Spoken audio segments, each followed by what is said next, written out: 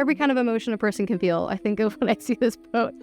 And I think it's because I feel what it meant to me as a caregiver, but also what it meant to Dana when he was going through his treatment.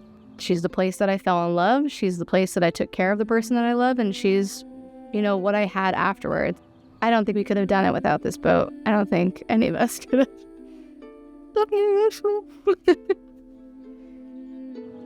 In 2018, I lost 2 people to cancer. One was an 11-year-old cousin, and the other one was my partner, Dana. All he wanted was to leave a hospital setting, a sterile environment with final floors and fluorescent lighting, and get back to being on the water in a place that he felt home and safe. After my boyfriend passed away, I essentially inherited this wooden boat from my late boyfriend's family.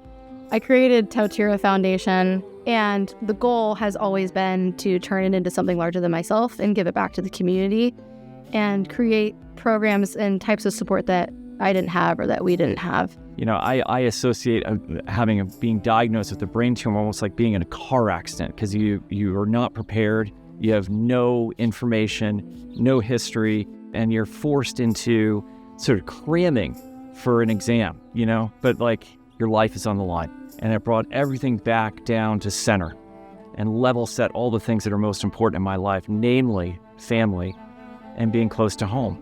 Something that is lacking in what is offered to people who are living with cancer and many other illnesses is that the solutions are medically based and physically based. There's not a lot of consideration to who that person is, what their family life looks like, who they are, who they've been, where they live, what resources they have access to. But without tending to these other parts of who we are as people, we miss out on a huge piece of caring for them and making them feel like they are actually in control of what is happening and a part of the process. There's a lot of patients that do not feel comfortable in a group setting. Of course, there's a difference between talking to patients who are in different stages of their cancer journey, and it could be like someone in hospital, someone going through palliative care, someone managing their pain, someone going through treatment, dealing with a lot of patients with different prognosis and different stages of their cancer. I kind of like meeting them where they are. The misconception is that palliative care and hospice care are the same care. Palliative care, it's a type of care provided anywhere along the trajectory of serious chronic terminal illness, end of life, and grief. It is meant to alleviate emotional, existential, physical, all the types of suffering that a human being can go through. And the difference is that it's also meant to take care of the people caring for the patient. And that's a huge difference from the rest of traditional medicine. But unfortunately, both are referred to incredibly late, and most of the time for palliative care, not at all. One regret that I have is, as a caregiver, is not making enough time for myself. And I think integrated wellness would work really well on the boat. So everything from body work to acupuncture, I think it would be amazing to have this place be a respite space for caregivers to be able to sleep, or patients in between cancer treatments. Being on the water is a calming experience. It is a self-centering experience. It's a great way to level set your life and be in touch with, really yourself, and do some great thinking. The stress just sort of leaves my body and leaves my brain. I don't think that boats are just for boat people. I think that the challenge for a lot of people is access to the water. And being given access to the water really changes things. It changes everything. Having a patient exposed to the ocean and the breeze of the ocean, the animals flying on top of the water, it's a game changer for me.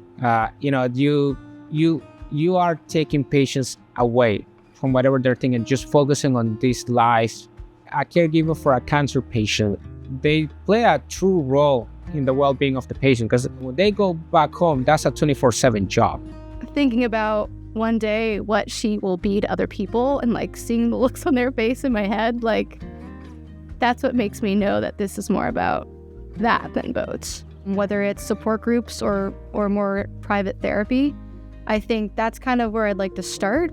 I can imagine a family that is rallying around someone who's living with a cancer diagnosis that they know is going to kill them, and just being like, we're going to have this beautiful day out together, and it's going to be calming and it's not going to be about your illness, being in a different setting, period, is going to kind of shift people's minds a little bit. Like, you think differently, you're breathing differently, you're going to relate to the people around you differently.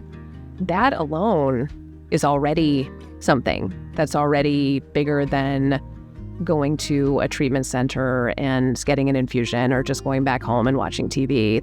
The challenge of any new project and any nonprofit is you don't want to start too big. And so I think what I would do initially is tap into pre-existing programs and just do more of them, or, things that don't really exist and creating a space for that. I'm also really interested in doing more for people with terminal illness, because I felt like when I was going through it, it was like, here's chemo, here's radiation, here's surgery if you're lucky, and other than that, good luck. Here's maybe one support group that meets once a year. Cancer in itself robs people of so many things, and when people have the capabilities to regain control and whatever that means to them, I don't think anything can compare to that.